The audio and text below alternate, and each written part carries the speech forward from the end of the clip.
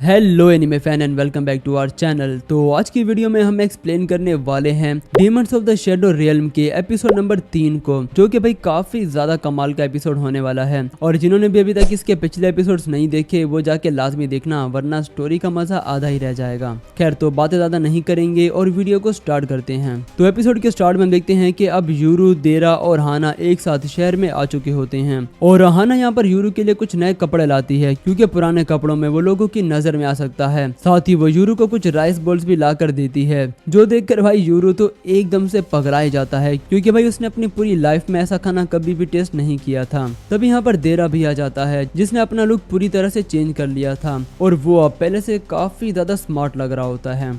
यूरू को ये rice ball काफी ज्यादा पसंद आते हैं और वो इसे ठूस ठूस कर खा रहा होता है। और तभी उसे यहाँ पर आशा की याद आती है और वो कहता है कि काश आशा भी यहाँ होती और वो भी इसे खा पाती। जिसके बाद राइट देरा से पूछता है कि आखिर कौन सी जगह है ये और हम कहाँ पर हैं। तो देरा इन्हें बताता है कि ये असल में एक मॉल है, मतलब कि यहाँ पर सब कुछ मिलता है, जैसा कि खाने पीने की चीजें, कपड़े वगैरह और जरूरत की हर एक चीज यहाँ से मिल जाती है। राइट और लेफ्ट ये देखकर काफी ज्यादा शॉक्ड होते हैं, क्योंकि भाई उन्होंने अपनी पूरी लाइफ में ऐसी जगह पहले कभी भी नहीं देखी थी और उनका रिएक्शन बिल्कुल ऐसा ही होता है जैसा कि पहली दफा विलेज वगैरह से कोई बंदा शहर में आता है। खैर, तो इसके बाद देरा और हाना मॉल के अंदर जाने लगते हैं कुछ खाने के लिए। देरा लेफ्ट और राइट से भी पूछता है कि क्या तुम लोग अंदर आकर कुछ खाना चाहोगे, लेकिन वो दोनों मना कर देते हैं और कहते हैं कि तुम जाओ, हम यूरू के साथ ही रुकेंगे। देरा और हाना दोनों जाने लगते हैं, लेकिन तभी राइट ने रोकर कहता है कि क्या तुम इस लोहे के डब्बे में बंद घोड़ों को खाना नहीं खिलाओगे क्या। तो हाना कहती है कि हाँ, वापिस आकर मैं इन्हें तेल पिला दूंगी। खैर, तो इसके बाद ये दोनों मॉल में बैठकर खाना खा रहे होते हैं और हाना देरा से कहती है कि तुम यूरू को सब कुछ क्यों नहीं बता देते। तो देरा कहता है कि जब उसने यूरू को ये बताया था कि वो लड़की जिसे वो अपनी बहन समझता है वो असल में उसकी बहन नहीं, बल्कि वो आई पैच वाली लड़की उसकी बहन है, तो ये सुनकर उसके होश ही उड़ गए थे। तो इसीलिए उसने सोचा कि अभी यूरू को बाकी सब कुछ बताना ठीक नहीं होगा। खैर, हाना अब देरा से कहती है कि तुमने आगे के बारे में क्या सोचा है, वैसे अगर तुम चाहो तो मैं तुम लोगों को तुम्हारे घर ड्रॉप कर सकती हूँ। जिसके लिए देरा मना कर देता है और कहता है कि नहीं, मैं अपने घर नहीं जा सकता, क्योंकि वो लोग मेरी शक्ल पहचानते हैं तो वहाँ वो मुझे ढूंढ लेंगे। जिस पर हाना कहती है कि ये तो बहुत बुरा हुआ, तुम खुद बेघर होकर यूरू की जिम्मेदारी कैसे उठाओगे। तो देरा कहता है कि अब ऐसी बात भी नहीं है, क्योंकि यूरू की जिम्मेदारी उठाना तुम्हारा भी काम है। हाना कहती है कि हाँ, मुझसे जितना हो पाएगा मैं जरूर करूंगी। तो अब देरा कहता है कि तो चलो फिर हम दोनों शादी कर लेते हैं। जो सुन भाई, अब हाना बहुत ही ज्यादा भड़क जाती है और वो अपने हाथों में ब्रास लगाकर कहती है कि अच्छा, तो तुम्हें मुझसे शादी करनी है,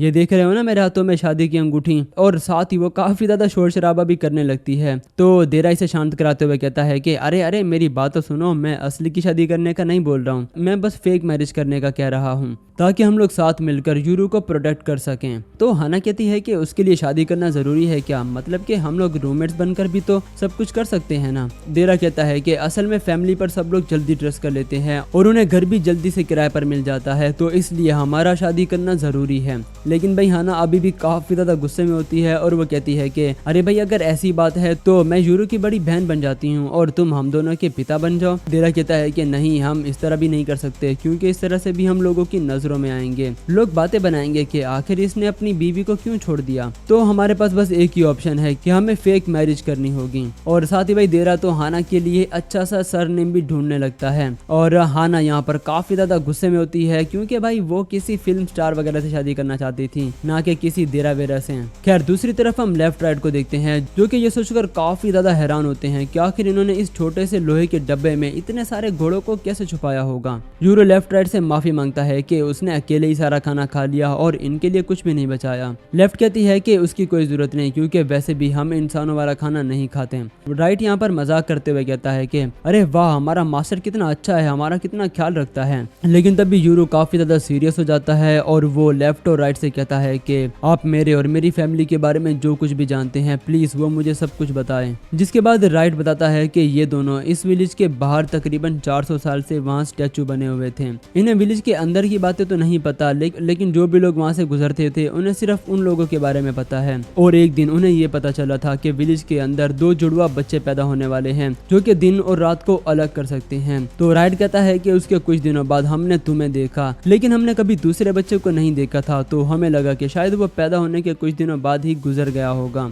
लेकिन फिर हमने 10 साल पहले तुम्हारे माता पिता को देखा, गाँव से भागते हुए और उनके साथ साथ एक छोटी बच्ची भी थी जिसके ब्लड की स्मेल बिल्कुल तुम्हारे जैसी थी। तो ये सुनकर यूरू समझ जाता है कि वो लड़की मेरी बहन थी। तो इसका मतलब ये है कि माता पिता ने हम दोनों को नहीं बल्कि सिर्फ मुझे ही छोड़ा था।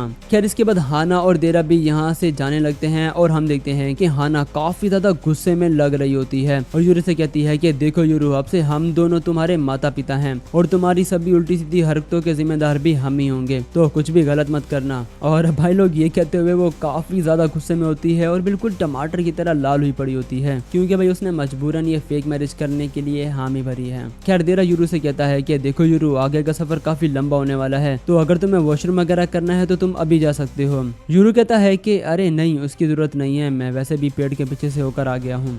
और भाई साहब ये सुनकर ना हाना बिल्कुल माँ की तरह से डांटने लगती है और उसे गाड़ी के ऊपर बैठने से भी मना करती है क्योंकि इस तरह से वो लोगों की नजरों में आ सकता है। तो यूरू कहता है कि इसमें क्या हुआ, राइट और लेफ्ट भी तो ऊपर बैठे हैं। जिस पर हाना बताती है कि उन दोनों का केस अलग है क्योंकि कोई भी आम इंसान डीमंस को नहीं देख पाता, बस वो लोग देख पाते हैं जिनके पास अपना कोई डीमन हो या फिर वो लोग जो डीमन हंटर होते हैं। और हाँ, अगर कोई डीमन खुद चाहे तो वो खुद को किसी भी नॉर्मल इंसान के सामने विजिबल कर सकता है। खैर तो इसके बाद ये लोग फिर से गाड़ी में बैठ जाते हैं और यहाँ से चले जाते हैं और रास्ते में देरा यूरू को कागेमुरी गैंग के बारे में बताने लगता है कि वो भी पहले हिगाशी विलेज में ही रहते थे लेकिन किसी वजह से उन्होंने विलेज को छोड़ दिया और यहाँ पर आकर रहने लगे और अब उनका यहाँ पर काफी बड़ा नेटवर्क है। तो इसके बाद हम इस लड़की को देखते हैं जिसका नाम होता है आवी, जो कि काफी ज्यादा डरी हुई होती है और किसी से बचकर भाग रही होती है। जिसके बाद वो भागते हुए एक लिफ्ट में आकर छुप जाती है लेकिन लिफ्ट का दरवाजा बंद होने ही वाला होता है कि तभी एक बंदा लिफ्ट के अंदर आ जाता है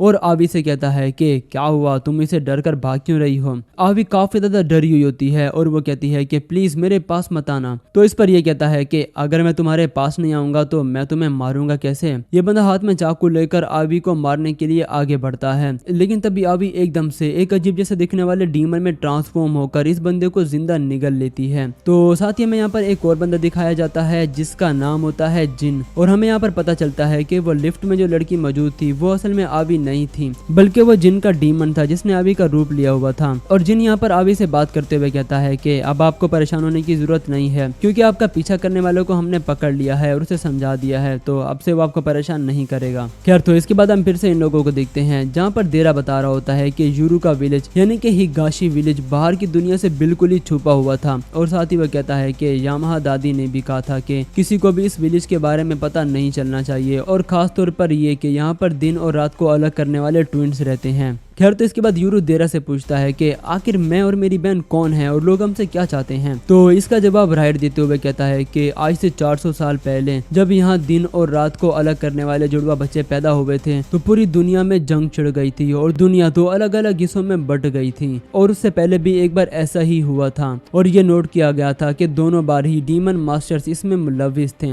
ये सुन यूरू कहता है कि तो इसका क्या मतलब है कि क्या हम दोनों श्रापित बच्चे हैं जो कि दुनिया को तबाह कर देंगे। जिस पर कहता है कि नहीं, बल्कि तबाही तो वो लोग करेंगे जो कि तुम्हारी पावर्स का मिसयूज करते हैं। जो सुन यूरू कहता है कि लेकिन मेरे पास तो कोई पावर ही नहीं है। ये कहता है कि फिलहाल नहीं है लेकिन तुम अपनी पावर्स को अवेक कर सकते हो क्योंकि आशा तो पहले से ही अपनी पावर को अवेक कर चुकी है। राइट बताता है कि उस दिन आशा ने जो पावर यूज की थी वो सील ब्रेक पावर थी, जिसका मतलब यह है कि उस पावर का यूज करके किसी भी चीज को तोड़ा या फिर अलग किया जा सकता है। जो सुन यूरू को याद आता है कि हाँ, विलेज के चारों तरफ तो एक बैरियर था। तो वो देरा से पूछता है कि तो आप विलेज के अंदर कैसे जाते थे। तो इस पर देरा बताता है कि वहाँ पर एक सीक्रेट रास्ता था जो कि काफी अलग अलग जगह के चक्कर काटने के बाद खुलता था और वो रास्ता मुझे यामा दादी ने बताया था। और साथ ही वो बताता है कि कभी कभार बाहर से आए टूरिस्ट अपना रास्ता भटक जाते थे और गलती से विलेज के अंदर चले जाते थे। और साथ ही वो बताता है कि यूरू, तुम्हारी माँ भी उस पहाड़ पर रास्ता भटक गई थी और गलती से विलेज के अंदर चली गई थी।